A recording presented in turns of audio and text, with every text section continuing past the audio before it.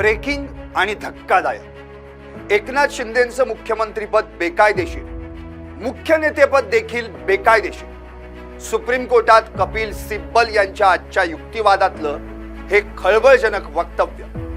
हे असं वक्तव्य करण्यामागचं कारण त्यांनी काय दिलं तर शहानिशा न करता फक्त संख्याबळ बघून शिंदेंना सीएम केलं गेलं। तिकडे निवडणूक आयोगानं तर अधिकार नसतानाही सोयीनुसार निर्णय दिला।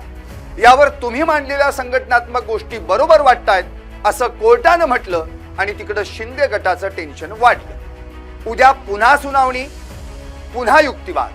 पाहुयात कपिल सिब्बल यांच्या आजच्या युक्तिवादातल्या प्रत्येक मुद्द्याचं सखोल विश्लेषण करणारा स्पेशल रिपोर्ट। शिंदेंचं सीएम पद आणि मुख्य नेतेपद देखील बेकायदेशीर, सिब्बल यांनी घेरलं, शिंदे गटाचं टेन्शन वाढलं।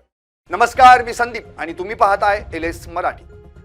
शिवसेना पक्ष आणि चिन्ह यावरच्या सुनावणीत आज सुप्रीम कोर्टात काय घडलं? जून 2022 ला 40 आमदारांचं बंड, शिंदे मुख्यमंत्री झाले।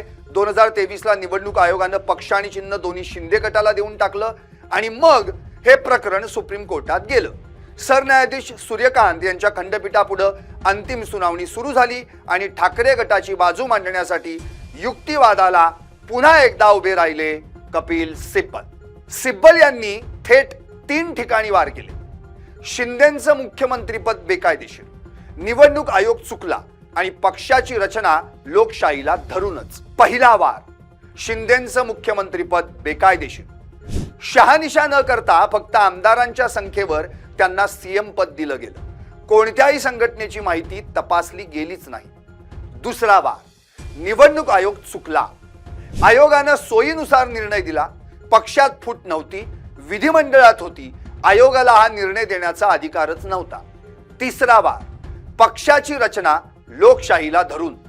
उद्धव ठाकरे 2013 पासून पक्षप्रमुख, कार्यकारिणी लोकशाही पद्धतीनंच निवडली गेली। यावर तुम्ही सांगताय त्या संघटनात्मक गोष्टी बरोबर वाटतायत आणि कठीण परिस्थितीत निर्णय संविधानिक मार्गानेच घ्यायला हवा असं कोर्टानं म्हटलं आणि शिंदे गटाचं टेन्शन वाढलं।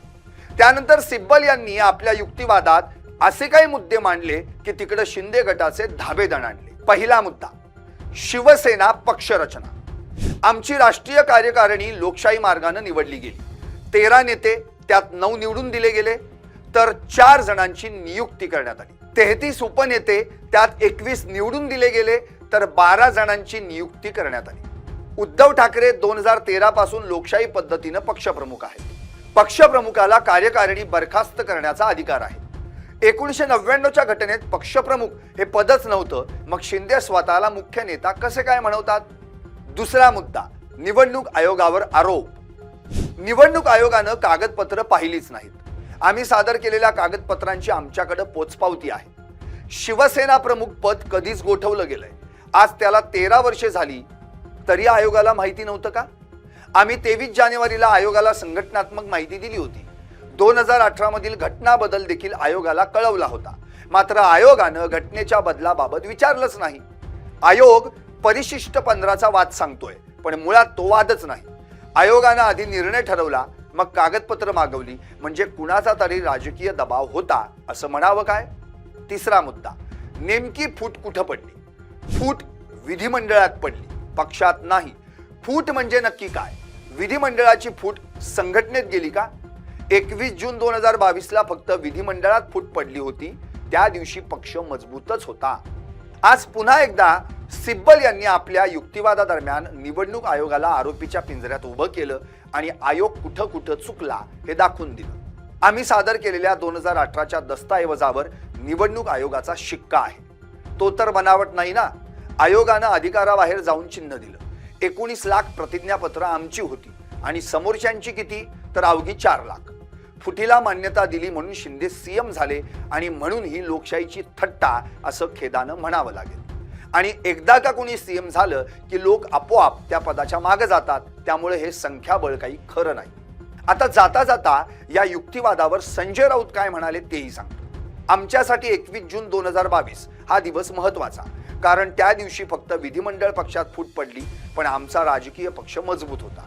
निवडणूक आयोगानं घटनात्मक घोटाळा केला कारण अदृश्य शक्तीचा दबाव होता। आम्ही काही हवेत गप्पा मारत नाही, तर आमच्याकडे निवडणूक आयोगाचा सही शिक्का असलेली कागदपत्र आहेत. उद्या पुन्हा सिब्बल युक्तिवाद करणार, नंतर शिंदे गट उत्तर देणार, निकाल 1.5 ते 2 महिन्यात येणार. पक्ष कुणाचा, चिन्ह कुणाचं आणि सत्ता कशी आली? सिब्बल म्हणतायत सगळं काही बेकायदेशीर, त्यावर कोर्ट म्हणताय संघटनात्मक गोष्टी बरोबर वाटतायत. बहुतेक या प्रकरणाचा निकाल इतिहास घडवणार.